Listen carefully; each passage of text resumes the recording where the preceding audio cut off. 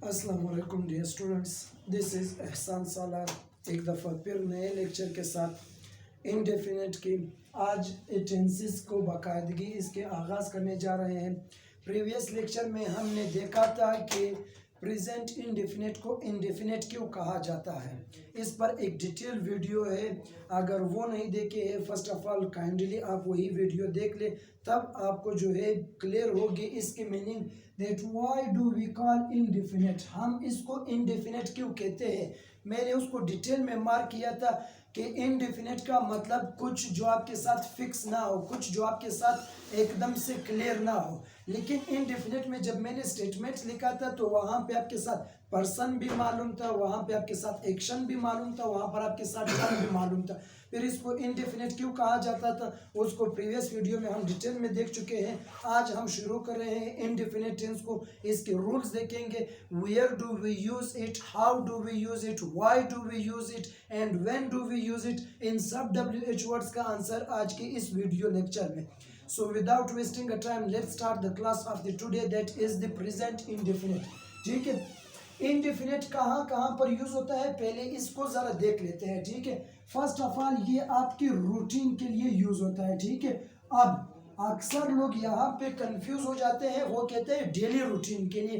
Keep it in mind dear student, सिर्फ ये daily routine के लिए नहीं आएगा, बल्कि रूटीन की बात कर रहा हूँ। Routine can be weekly, routine can be monthly, routine can be routine I said can be monthly, can be weekly and can be annually। वो मंथली रूटीन भी हो सकता है। मैं हर महीने को इंग्लिश का क्लास लेता हूँ, मैं हर जुमे को क्रिकेट खेलता हूँ, मेरा भाई हर साल कराची जाता है। अब यहाँ पर जो रूटीन की मैं बात कर रहा हूँ वो मंथली भी है, वो एनुअली भी है, वो आपके साथ वीकली भी है, वो आपके साथ डेली भी है। ठीक है, सो डेली भी यहाँ पर आप उसको मार्क कर सकते हो, उसी को आप देख। तो ये हम देख चुके हैं। अब जरा इसके फार्मूलोज की तरफ डिटेल में जाते हैं कि इसके फार्मूला क्या है, कहाँ पर बनते हैं, किस तरह इसके फार्मूला बनते हैं, इसी को डिटेल में देखते हैं। ठीक है, कीप इट इन माइंड, यहाँ पर आपकी वर्ब भी लगेगा, लेकिन वर्ब की यहाँ पर आपके साथ दो फॉर्म्स लगेंगे। नंबर एक आपके साथ वर्ब का फर्स्ट फॉर्म लगेगा और नंबर दो आपके साथ वर्ब का फिफ्थ फॉर्म भी लगेगा।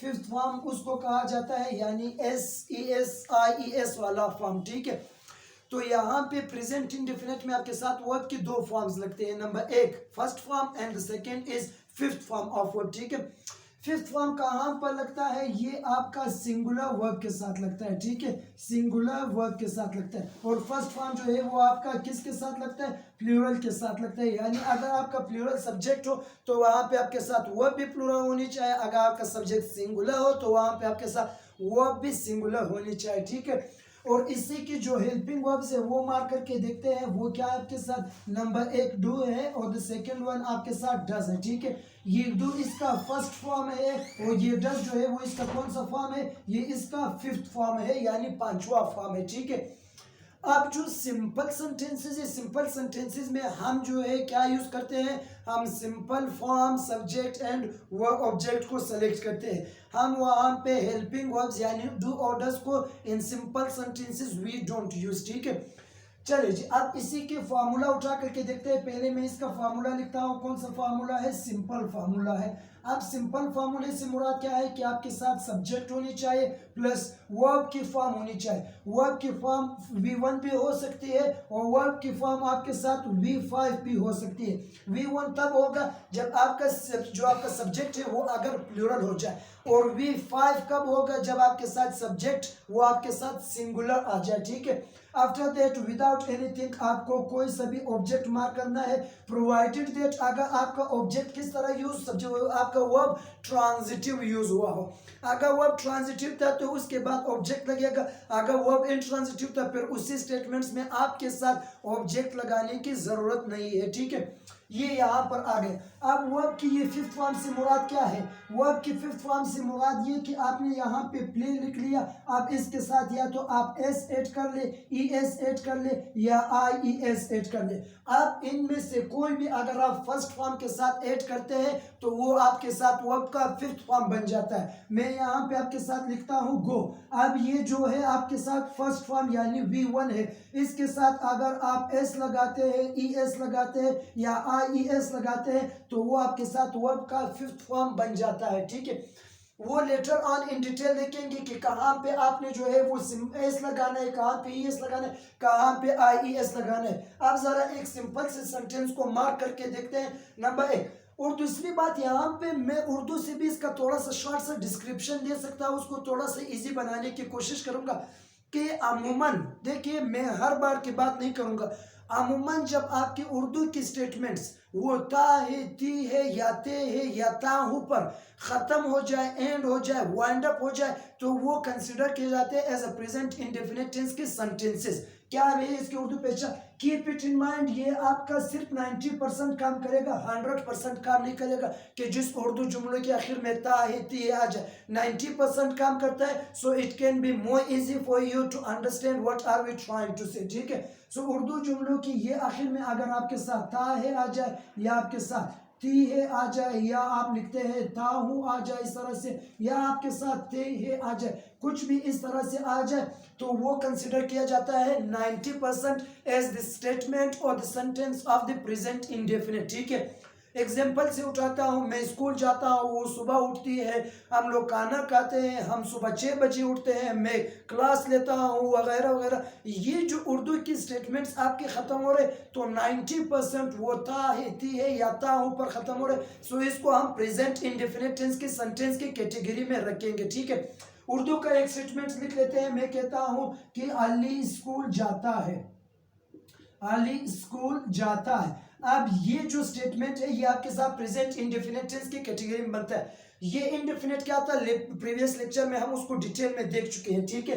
आज हमने सिर्फ इसके रूल्स एंड फार्मूला पर बात करनी है, इंडेफिनिट पर बात नहीं करनी है, इसके कंसेप्ट पर आज हमने बात नहीं करनी, because we have discussed the concept of the indefinite in previous video lecture, ठीक है।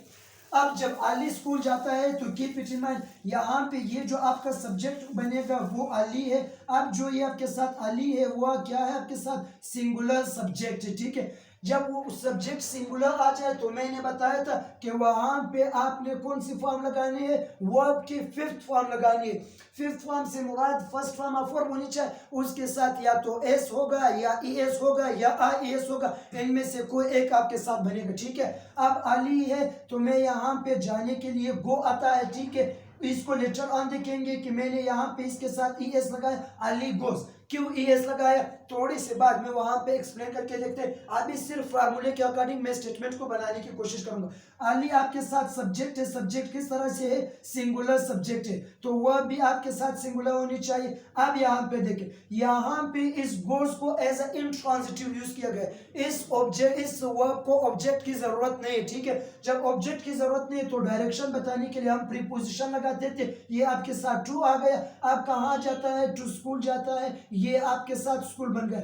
Now most of the students they commit a mistake in somewhere, they say that here school is object, लेकिन kindly गलती मत करना, ठीक है। School यहाँ पे ऑब्जेक्ट नहीं बन रहा है, क्योंकि अगर ये ऑब्जेक्ट होता तो ये बिल्कुल वर्ब के टच में आते without followed by any preposition, ठीक है।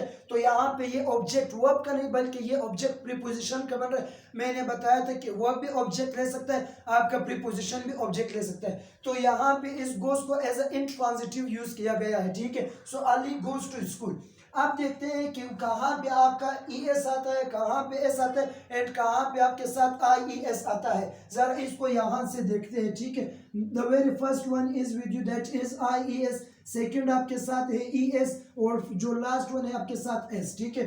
IES कहाँ पे आएगा, जरा इसको मार्क करके देखते हैं कि जब भी वर्ब की आखिर की वर्ब की एंडिंग हो जाए वाई से, और वाई से ठीक पहले आपके साथ क्या आ जाए, कोई सा एक कॉन्सोनेंट आ जाए। ना व्हाट्स कॉन्सोनेंट, कॉन्सोनेंट सबको पता है, ठीक है। वो लेटर्स जो आपके इनसाइड माउथ प्रोनाउंस होते हैं, BCFLMN, now these all are such letters which are being pronounced inside your mouth, ठीक है। तो ये कॉन्सोनेंट हो जाएंगे। तो ये क्या कहता है कि जब भी वाई आ जाए और वाई से पहले कॉन्सोनेंट आ जाए तो आपने वहां से वाई को ओमिट करना है। वाई को ओमिट करने के बाद आपने क्या करना है, वहां पे आपने IES लगाना है। विद एग्जांपल्स देखते हैं लेटर ऑन, ठीक है। अगला स्टेटमेंट क्या है, ES का है। ये क्या कहता है ES कि जब भी आपकी वर्ब की एंडिंग एस एच से हो जाए, सी एच से हो जाए, या एक्स से हो, या ओ से हो जाए, या जेड से हो जाए, या आपका सिंपल एस या डबल एस, इनमें से किसी एक पर भी अगर आपकी वर्ब की एंडिंग होती है तो वहां पे आपने ई एस लगाना है। और लास्ट वन जो है वो आपके साथ एस है। एस क्या कह रहे कि जहां पे ये दो काम नहीं करेंगे वहां पे उन सब के साथ मैं काम करूंगा, यानी इसकी अपनी शरायत थी। अगर इन शरायत को कोई वर्ब मीट करता है तो वहां पे आपने आई एस लिखना है। इसकी अपनी शरायत है, अगर कोई सा वर्ब इन शरायत को मीट करता है तो वहां पे आपने ई एस लगाना है। लेकिन एस का सिर्फ एक ही शर्त है कि मैं काम करूंगा तो सिंगुलर के साथ करूंगा, बाकी मेरे इस तरह का कोई शर्त नहीं। मेरा शर्त यह है कि जिन दो के साथ ये दो काम नहीं करेंगे उनके साथ मैं काम करता जाऊंगा, ठीक है। अब जरा देखते हैं, यहां पे अली आपके साथ एक और चीज मार्क करना चाहूंगा। ये जो आपकी S E S I S है, ये जब भी नाउन के साथ आ जाए, किसके साथ आ जाए, नाउन के साथ आ जाए, तो नाउन को क्या करता है, नाउन को ये प्लूरल कर देता है, यानी जमा कर देता है। एग्जांपल से देखते हैं, मैं यहाँ पे लिखता हूँ पेन। अब ये पेन है, सिंगुलर है, यहाँ पे अगर आपने एस ऐड कर दिया, अब ये पेन प्लूरल बन गए, यानी जमा बन गए। मैं यहाँ पे लिखता हूँ बस, मैं यहाँ पे लिखता हूँ बस, एस पर खत्म हो रहा है तो यहाँ पे ई एस मैंने लगा दिया, बसेस नाउन के साथ लगा रहा हूँ, keep it in mind, plural करता जा रहा है। मैं यहाँ पे आपके साथ कोई सा उठा लेता हूँ, मैं उठाता हूँ कंट्री, कंट्री। अब यहाँ पे ये वाई पर खत्म हो रहा है, ठीक, वाई से पहले कॉन्सोनेंट है तो यहाँ से आपने वाई को रिमूव करके उसके जगह पे आई एस लिखना है, कंट्रीज, प्लूरल बनाता जा रहा है। लेकिन अगर यही S E S I S किसी वर्ब के साथ आ जाए, किसके साथ आ जाए, किसी वर्ब के साथ आ जाए, तो वर्ब को प्लूरल करने के बजाय वर्ब को सिंगुलर कर देगा, यानी बिल्कुल कंट्रास्ट में काम करे। अगर नाम को प्लूरल करता है तो वर्ब को क्या करेगा, सिंगुलर कर देगा। यहाँ पे देखते हैं, आली आपके साथ सब्जेक्ट सिंगुलर है, सब्जेक्ट वर्ब एग्रीमेंट ये कहता है कि जब आपका सब्जेक्ट सिंगुलर हो जाए तो उसके साथ वर्ब भी सिंगुलर होनी चाहिए। जब आपके साथ सब्जेक्ट प्लूरल हो जाए तो उसके साथ आपका वर्ब भी प्लूरल होना चाहिए। तो यहाँ पे जब आली सब्जेक्ट है वो सिंगुलर है तो यहाँ पे ये इस तरह का फर्स्ट फॉर्म ये है गो। अब ये जो है क्या है, प्लूरल है। इसको सिंगुलर बनाने के लिए मैंने क्या कहा था कि S E S I S verb के साथ ऐड करोगे तो सिंगुलर बन जाएगा। अब यहाँ पे देखिए ये एंडिंग ओ पर हो रहा है और यहाँ पे वो ओ मुझे ई एस की कैटेगरी में मिल रहा है तो यहाँ पे मैंने ई एस ऐड कर दिया, आली गोज टू स्कूल। एक और एग्जांपल देखते हैं, मैं कहता हूँ she wash clothes, she wash clothes। आप देखिए शी आपका सब्जेक्ट है और सब्जेक्ट भी सिंगुलर है, लेकिन जो वर्ब है वो वर्ब आप प्लूरल कैटेगरी में एग्जिस्ट करता है। सब्जेक्ट वर्ब के एग्रीमेंट का रूल क्या बताया था, if your subject will be singular then your verb must be singular, if your subject would be plural then your verb would be plural as well. So यहाँ पे जब ये आपका सिंगुलर है तो यहाँ पे ये प्लूरल है, गलत जा रहा है कंस्ट्रक्शन। या तो इसको प्लूरल कर दे, ये प्लूरल ठीक रहेगा, या यही ऐसी, या अगर इसको नहीं चेंज करना चाहते हो फिर इसको चेंज करना पड़ेगा। सो अब यहाँ पे इसकी एंडिंग एस एच पर हो रहा है, जरा देखता हूँ यहाँ पे तो एस एच की जिक्र ही नहीं हुआ, इसका मतलब आई एस नहीं लगेगा। दूसरे कैटेगरी में देखता हूँ तो द वेरी फर्स्ट वन मुझे मिलता है एस एच। जब एस एच पर इख्तिताम होता है तो वहां पे आपने ई एस ऐड कर देना है, क्या बन जाएगा, शी वॉश क्लोथ्स। ये आपके साथ बन रहा है, ठीक है। एक और एग्जांपल इसी के साथ मैं आपके साथ वहां पे उठा करके देखता हूं। मैं कहता हूं यहाँ पे मैंने उठाया फातिमा, फातिमा। अब सब्जेक्ट सिंगुलर है, जब सब्जेक्ट सिंगुलर बन गए तो मैं यहां से अगर कोई वर्ब उठाता हूं वॉच। अब ये वॉच मतलब देखना। अच्छा ये सब्जेक्ट सिंगुलर है तो वर्ब क्यों प्लूरल है, इसको भी तो सिंगुलर करते हैं। ये सिंगुलर कब बनेगा, जब इसके साथ आप कोई ई एस ऐड कर दे।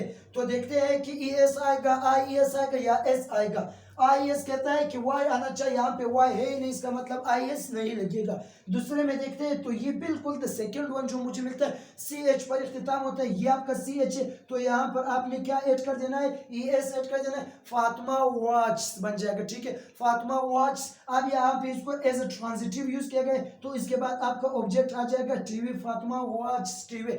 अब सब्जेक्ट सिंगुलर तो वर्ब भी सिंगुलर और ये आपका ऑब्जेक्ट आ गया। ये अगर सिंगुलर होगा तो ये भी सिंगुलर होना चाहिए, अगर सिंगुलर होगा तो ये भी सिंगुलर होना चाहिए, ये अगर प्लूरल होगा तो ये भी आपका प्लूरल ही होना चाहिए। आई होप कि यहाँ तक बात क्लियर हुई हो। लेटर ऑन थोड़ा सा देखते हैं कि IAS के एग्जांपल्स कहाँ पे बनते हैं। मैं यहाँ से उठाता हूँ, कोई सा सब्जेक्ट मैंने उठाया बर्ड, ठीक है। अब ये आपके साथ सब्जेक्ट सिंगुलर है, जब सिंगुलर है तो मैं यहाँ से कोई वर्ब उठाता हूँ, that is fly, bird fly.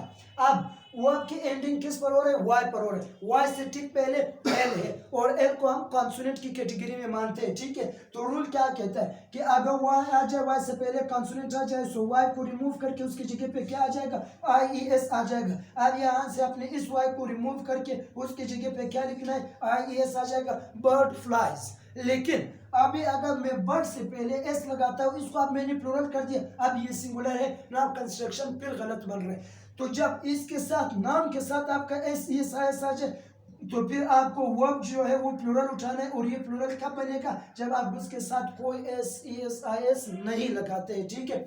एक और एग्जांपल यहाँ से उठा करके देखते हैं। मैं बोलता हूँ शी, अब ये आपका सब्जेक्ट सिंगुलर है, उसके आगे मैं क्या लिखता हूँ, ट्राई। अब ये वाई जो है आपका किसको मीट कर रहा है, IS को मीट कर रहा है, और इससे पहले बिल्कुल आर आया हुआ है। R is considered as the category of the consonant. तो जब कॉन्सोनेंट है तो अब यहाँ पर आपने क्या करना है, इसी आई को आपने मिटाना है, वाई को मिटाना है, और IES लिखना है, शी ट्राइज। अब ये सेंटेंस ठीक बन रहा है, बिकॉज सब्जेक्ट सिंगुलर तो वर्ब भी सिंगुलर। लेकिन अभी अगर इसी शी को मैं यहाँ से मिटाता हूँ और मैं उसकी जगह पे लिखता हूँ दे, अब ये सब्जेक्ट आपके साथ प्लूरल बन रहा है, जब ये प्लूरल है तो वर्ब सिंगुलर है, गलत बन रहा है कंस्ट्रक्शन को। तो यहाँ से वापस आपने वही IS को मिटाना है और वाई को लिख देना है ना। ये आपका सब्जेक्ट प्लूरल, तो इसके साथ आपका वर्ब भी प्लूरल, ठीक है। ये IES का कंस्ट्रक्शन था। लेटर ऑन देखते हैं एस को, कि एस कहाँ पे इस्तेमाल होगा। एस कह रहा है कि जिन दो के साथ ये नहीं आएंगे उन सब के साथ मैं काम करूंगा। एग्जाम्पल से इसी को उठा करके देखते। मैं कहता हूं ही लाइक बुक, ही लाइक बुक। अब ये सब्जेक्ट आपके साथ सिंगुलर है, लेकिन वर्ब आपके साथ क्या है, प्लूरल है। अब इसी वर्ब को क्या करना है, सिंगुलर करना है। ये सिंगुलर कैसे बनेगा, एस लगेगा या ES लगेगा या IS लगेगा। IS कह रहा है कि वाई आना चाहिए, वाई का तो जिक्र ही नहीं, इसका मतलब है यहाँ से आपका IS खत्म हो गया। ES क्या कहता है कि SHCH इनमें से कोई एक आना चाहिए, यहाँ पे तो ES का जिक्र ही नहीं हो रहा है। ES तो बिल्कुल आया ही नहीं, ना SH है ना CH है ना O है, कोई भी नहीं। इसका मतलब ये भी आउट हो गया। एस ने बताया था कि जिन दो के साथ ये काम नहीं करेगा उनके साथ मैं काम करता जाऊंगा। सो ही लाइक्स बुक, ठीक है। अगला एग्जांपल देखते हैं, she love him, she love him. ये आपके साथ ऑब्जेक्ट है, शी आपके साथ सब्जेक्ट सिंगुलर है। जब सब्जेक्ट सिंगुलर तो ये जो लव है एंडिंग इसकी ई पर हो रहा है, यहाँ पे हमने ई की जिक्र ही नहीं किया था, IES रिमूव हो गया। अच्छा यहाँ पे देखते हैं तो यहाँ पे भी आपके साथ ES का जिक्र नहीं हुआ, यहाँ से ये ES भी रिमूव हो जाएगा, सिर्फ S रह गया। S ने कहा कि जो जहाँ पे वो दो मैच नहीं करते तो वहां पे मुझे लगा देना she loves him, subject singular तो उसके साथ आपका वर्ब भी सिंगुलर। सो इस ओवरऑल हमने क्या समझा आज के टॉपिक से, कि SES IS कहाँ पे आते हैं, सब्जेक्ट किस तरह से सिंगुलर होता है, वर्ब किस तरह से प्लूरल बनते हैं, जब ये आपका SES IES अगर ये किसी नाउन के साथ आता है तो नाउन को क्या करते हैं, प्लूरल करते हैं। लेकिन अगर ये किसी वर्ब के साथ आता है तो वर्ब को ये क्या करता है, वर्ब को ये आपका सिंगुलर बना देता है। किस तरह बनाता है, एग्जांपल जो है वो हमने ओवरऑल इस पूरे लेक्चर से आज समझने की कोशिश की। सो आज के लिए इतना ही काफ़ी है। हमने प्रेजेंट इंडेफिनिट के सिंपल सेंटेंसेस देख लिए। नेक्स्ट लेक्चर टॉपिक में इंशाल्लाह हम इसके नेगेटिव, इंट्रोगेटिव और इंट्रोगेटिव नेगेटिव सेंटेंसेस देख करके इस सेंटेंस को वाइंड अप करेंगे। The English people, they consider that the present indefinite tense is the most important and the most useful tense of the English grammar. So ये थोड़ा सा tricky और थोड़ा सा डिफिकल्ट है कि कहाँ कहाँ पर किन जगहों पर यूज होता है, उसी को हमने इन डिटेल देखा। साथ में इसके रूल्स एंड रेगुलेशंस को इन डिटेल देखा।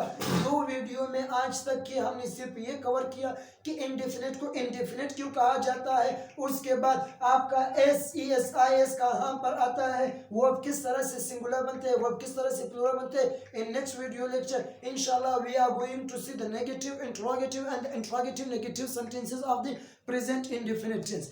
कोई भी क्वेश्चन हो, कोई बात समझ ना आई हो, कमेंट बॉक्स में आप अपने क्वेश्चन पूछ सकते हो। सो मिलते हैं कल कुछ नए के साथ। अल्लाह हाफिज। बस लाइक